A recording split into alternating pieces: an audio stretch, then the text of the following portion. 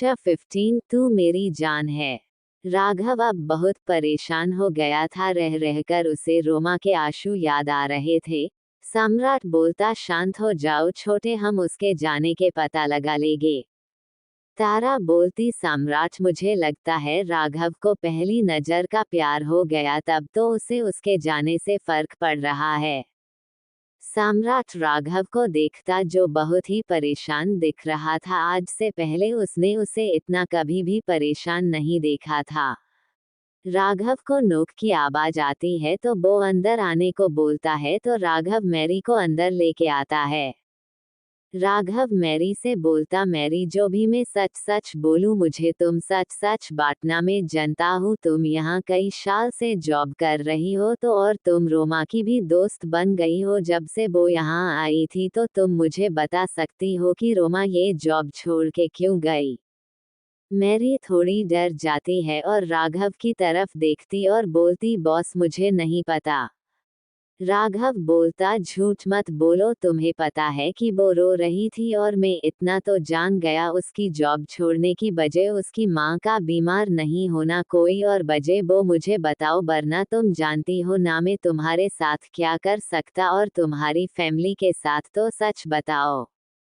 फिर वो रोमा का नाम लेके सॉरी बोलती और बताती है कि बॉस, रोमा के पास जब मैं छत पर गई तब मैंने देखा कि रोमा छत पर जोर जोर से रो रही थी, तो मैंने उसे चुप कराने की कोशिश की, पर वो चुप होने का नाम नहीं ले रही। पर एकदम से वो बोलने लगी, वो किसी और का हो गया और वो अब अपनी बेटी को क्या जवाब देगी कि वो उसे उसके पिता से मिला भी नहीं सकती, और वो किसी और का हो गया। फिर पता नहीं क्या हुआ और वो डरते हुए बोली, नहीं मैं उसे कभी भी पता नहीं चलने दूंगी कि उसकी कोई बेटी है, नहीं तो वो उसे उससे छीन लेगा। और बोली, मैं बहुत दूर चली जाऊंगी जिससे वो कभी उस तक ना पहुंच सके। फिर जो भी हुआ आपको पता ही बॉस। ये सुन के राघव को बहुत बड़ा झटका लगता और वो वही जमीन पर बैठ जाता है। सम्राट तेंग से बोलता, मैरी को बाहर ले जाओ। उसके जाते ही सम्राट राघव को देखता है और उसे गले लगा लेता है और हकलाते हुए बोलता, भाई वो वही थी, मेरा दिल गलत नहीं बोला, उसने उसे पहचान लिया और मैं बेवकूफ उसे पहचान भी नहीं पाया। भाभी वो वही थी। तारा हमें बोलती है और सम्राट की तरफ देखती है। सम्राट राघव को देखता और वो उसे बोलता, होश में आओ राघव, हमें उसे जाने से रोकना होगा इससे पहले कि देर हो जाए। राघव बोलता, हाँ भाई, वो मुझे ऐसे छोड़ के नहीं जा सकती है। और सम्राट फोन निकलता और बोलता, सारी कोरिया में फैल जाओ, जो भी मास्क में लड़की दिखे उसे चेक पकड़ लो, मुझे वो इंसान हर हालत में चाहिए जिसे मेरा भाई ढूंढ रहा है। वो आदमी बोलता, जी बॉस। दूसरी तरफ रोमा रूम में जाती है और देखती एक 3 साल की लड़की बेड पर सो रही थी। वो उसके पास जाके माथे पर किस करता है और बोलती, सॉरी बच्चा, हमें जाना होगा, मैं अब तक जान चुकी तुम्हारे डैड ने मुझे खोजना चालू कर दिया होगा। इससे पहले वो हम तक पहुंचे, हमें यहाँ से जाना होगा। और वो कॉल करके जेट तैयार करने को बोलती और उसे गोद में ले निकाल जाती है बॉडीगार्ड के साथ। तो वो रास्ते में देखती कि कुछ लोग मास्क पहने हुई लड़की को देख रहे, तो वो समझ जाती है कि राघव ने उसे ढूंढना चालू कर दिया। वो मास्क उतर देती है और ड्राइवर से बोलती, जल्दी चलो। राघव के बॉडीगार्ड रूम रोक लेते हैं, तो रोमा के बॉडीगार्ड उनसे बोलते, कौन तुम लोग और हमें क्यों रोक रहे हो? तुम जानते नहीं हमें रोकने का क्या अंजाम होगा? हम कार्तिक खुराना के बॉडीगार्ड और अंदर हमारी लेडी बॉस है। अगर बॉस को पता चला कि आपने हमें रोकने की कोशिश की है तो वो आपको छोड़गे नहीं। बॉडीगार्ड बोलते, हमें इससे मतलब नहीं है, एक हमें अपने बॉस से बात करने दो, फिर ही आप जा सकते हैं। रोमा जो कार के अंदर थी, उसे डर लग रहा था कि कहीं राघव उसे पकड़ ना ले, तो वो गुस्से से बॉडीगार्ड से बोलती, अपने ड्राइवर से चलो, हमारे जाने का टाइम हो गया। वो बॉडीगार्ड राघव को कॉल करते हैं, तो वो बोलता, बॉस खुराना की कार है, हमने उन्हें रोक लिया है, आप कहे तो हम उन्हें चेक कर ले। राघव बोलता, क्या वो मास्क लगाए और कार का क्या नो है? वो बॉडीगार्ड बोलता, नहीं बॉस, वो कोई भी मास्क नहीं लगाए है और ना ही वो कार है जिसे हम ढूंढ रहे हैं। राघव, उन्हें जाने दो। बॉडीगार्ड जी बॉस बोलते और रोमा को जाने की जगह दे देते हैं। रोमा को सांस में सांस आती है और वो जल्दी ड्राइवर से कार एयरपोर्ट ले जाने को बोलती। थोड़ी देर में वो एयरपोर्ट पहुंच जाते हैं और वहां भी रोमा को राघव के बॉडीगार्ड दिखते हैं, पर रोमा के बॉडीगार्ड पूरी तरफ रोमा को कवर करके जेट में बिठा देते हैं। दूसरी तरफ राघव का गुस्से से बुरा हाल था, उसे कुछ भी पता नहीं चल रहा था। दूसरी तरफ माहिर के पास कॉल आता, उसके आदमी का बॉस अपने जैसा बोला था, हमने वैसा ही किया था, उन्हें कोई भी डिजाइनर ऐसा नहीं मिला जो उनका काम कर सके। पर बॉस, जरूरी बात हमें पता चली है कि मिस्टर राघव और सम्राट रावत के बॉडीगार्ड पूरी कोरिया में किसी लड़की को ढूंढ रहे हैं, पागलों की तरह।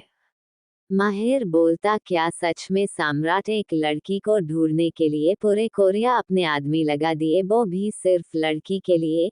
पता करो वो लड़की कौन और मुझे बताओ क्यों उसे सम्राट ढूंढ रहा है।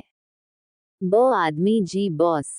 कॉल काटने के बाद माहिर बोलता, सम्राट, ऐसा क्या है जो तुम अपना सपना छोड़ के एक लड़की को ढूंढ रहे हो? ये तो मैं जानता हूँ कि तुम्हारी सिर्फ एक बहन है, वो माही है, जिसके लिए तुम अपनी जान भी दे सकते और ले सकते हो, और उसके लिए ही तुम वो घर बनवाना चाहते जैसा तुम्हारी माही को चाहिए, और तुमने उस घर को ही अपना सपना बना लिया है। और फिर ऐसा क्या हुआ कि तुम अपने सपने को छोड़ के एक लड़की को ढूंढ रहे हो? पता तो करना होगा ना, वरना मैं तुम्हें कैसे एहसास दिलाऊंगा कि तब कैसा लगता जब कोई अपना दूर जाता है, और मिस्टर राघव को भी ये एहसास करना होगा उस दर्द को जो मेरी जान ने सहा है। माहिर नीचे आता तो देखता सब मिलके बैठे बात कर रहे हैं। वो सभी के साथ आके बैठ जाता है। आदित्य बोलता, माहिर, अब माही किसी है? माहिर बोलता, वो सो रही है। काल बोलता, तू चिंता मत कर, वो जल्दी ही ठीक हो जाएगी। माहिर बोलता, हाँ, उसे ठीक होना ही होगा, मैं चाहता हूँ कि मुझे उसे दोबारा ऐसे ना देखना पड़े, इसलिए मैं उसके लिए वो सब करूँगा जो उसे खुश रखती है। जेनी बोलती, क्या सच में आप उसे प्यार करते हैं? माहिर जेनी की तरफ देखता और बोलता, हाँ, बहुत, इतना जितना वो मुझे नहीं करती। जेनी बोलती, क्या मतलब है आपका? माहिर बोलता, कुछ नहीं, ऐसे ही सब बात करते रहते हैं। शाम को माही को होश आ जाता है और वो अपने आप को बेड में देखती है, और फिर वो याद करने लगती, उसे सब याद आ जाता, और एक बार फिर उसके आंखों में आंसू थे, पर वो उन्हें पोंछती और बाथरूम में जाके फ्रेश होती है और कपड़े चेंज करके नीचे आ जाती है, और सबके पास आके मुंह फुला के बोलती, मैं बीमार, क्या हुई? सब ये आके मस्ती कर रहे मुझे अकेला छोड़ के। आदित्य माही को खींच के अपने पास बिठा लेता है और बोलता, बेबी, आप सो रही थी तो हम यहाँ आ गए, अगर हम बात करते तो आप सो नहीं पाती ना। माही, अच्छा ठीक, मुझे भूख लगी है। आदि, तुमने खाना बनाया क्या? आदित्य बोलता, वो आज का खाना में नहीं माहिर बना रहा है, उसने मुझे किचन में आने से माना किया है। माही बोलती, पर उन्होंने तो बोला था कि उन्हें खाना बनना नहीं आता है। काल बोलता, मुझे भी नहीं पता कि उसने कब खाना बनाना सीखा, और उसने झूठ क्यों बोला कि उसे खाना बनाना नहीं आता है। माही मुंह फूलते हुए बोलती, वो बहुत बुरे, मुझे कल उन्होंने भूखा रखा, मैं उन्हें छोड़ूंगी नहीं। तभी माहिर, जो कटोरी में कुछ ला रहा था माही के लिए, तो वो बोलता, ठीक, तो तुम्हें लौकी का हलवा नहीं मिलेगा जो स्पेशली मैंने तुम्हारे लिए ही बनाया है। माही माहिर की तरफ पप्पी आइज से देखते हुए बोलती, क्या आपने सच में मेरे लिए लौकी का हलवा बनाया है? माहिर बोलता, हाँ, पर मैं तुम्हें नहीं दूंगा, और वो खुद खाने लगता है। माही माहिर की तरफ जाती और बोलती, सॉरी, मैं तो मजाक कर रही थी, प्लीज मुझे उसे दे दो ना, क्या तुम जानते हो मुझे ये हलवा बहुत पसंद है, मुझे दे दो ना, वैसे भी ये मेरे लिए बनाया है ना तुमने।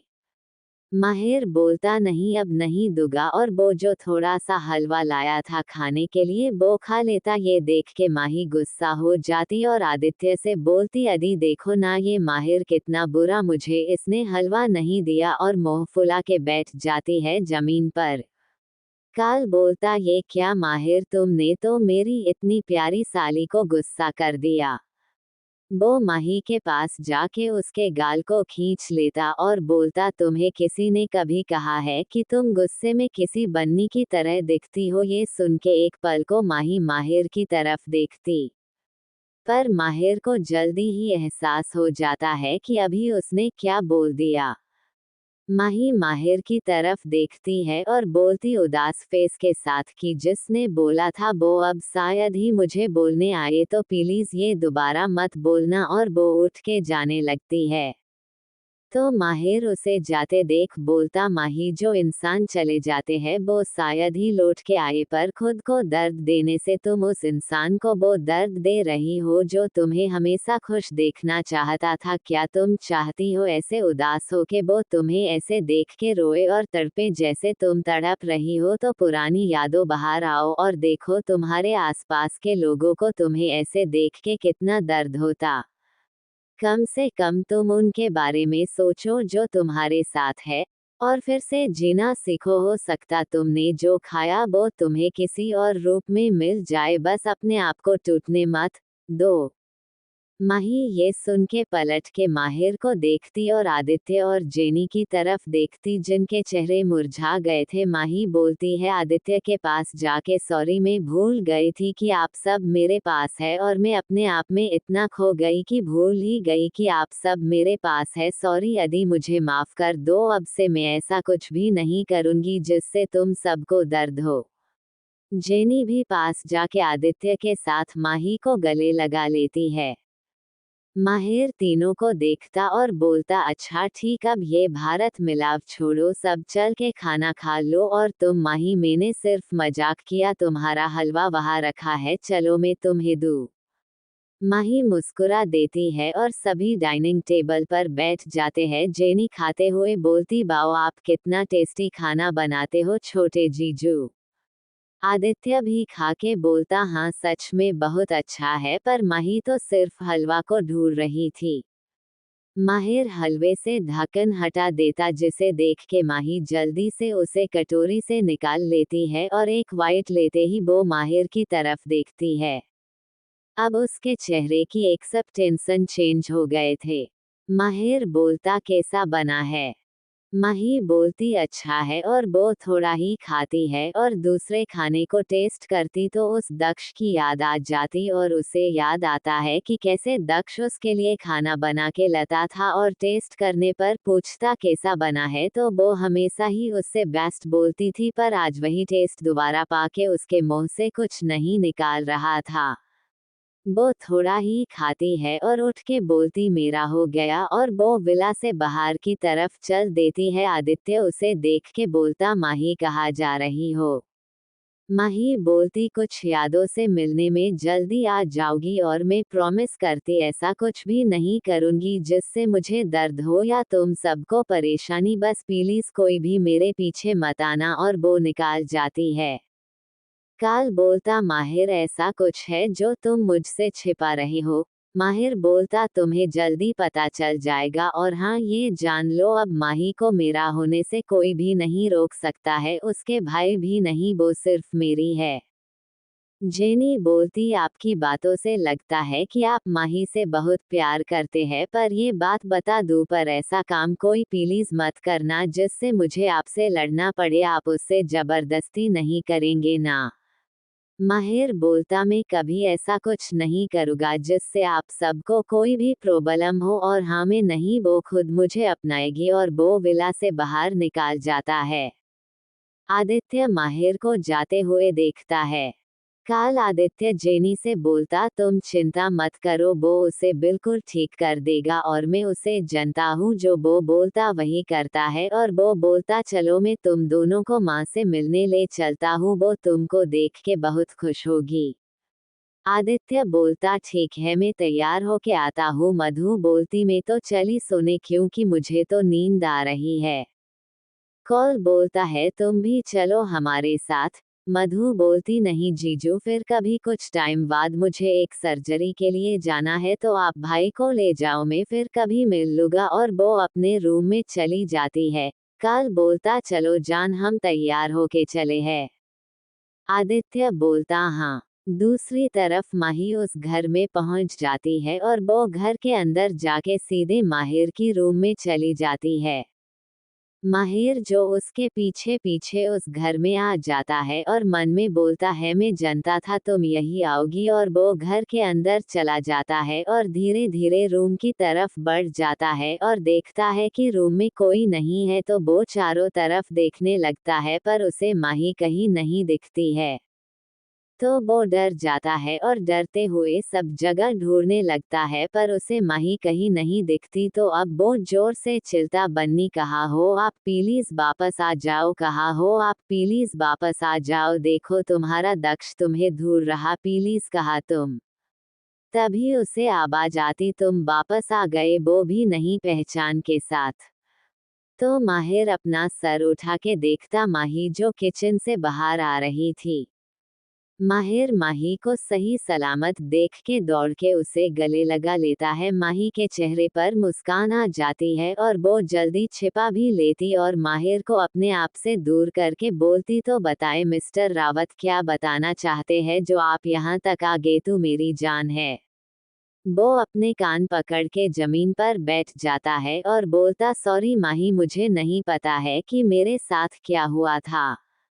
मेरे एक्सीडेंट में मेरा चेहरा खराब हो चुका था और सर पर चोट लगने के वजह से मेरी यादाश्त जा चुकी थी, इस वजह में तुम्हारे पास आ भी नहीं पाया। और जब मैं यहाँ माँ डैड के कहने पर आपसे मिलने आया तो मुझे कुछ भी याद नहीं था।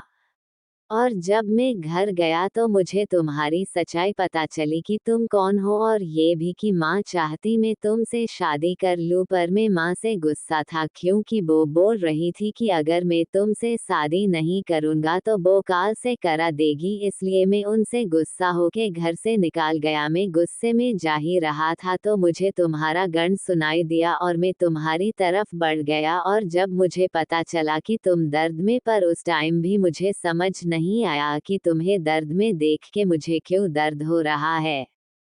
पर जब मैंने तुम्हें आदित्य के साथ देखा तो मुझे बहुत गुस्सा आया और इसी गुस्से के चलते मेरा एक छोटा सा एक्सीडेंट हो गया और मुझे फिर से चोट लगी और मुझे सब याद आ गया, और फिर मुझे तुम पर बहुत गुस्सा आया कि तुमने तो मेरा दी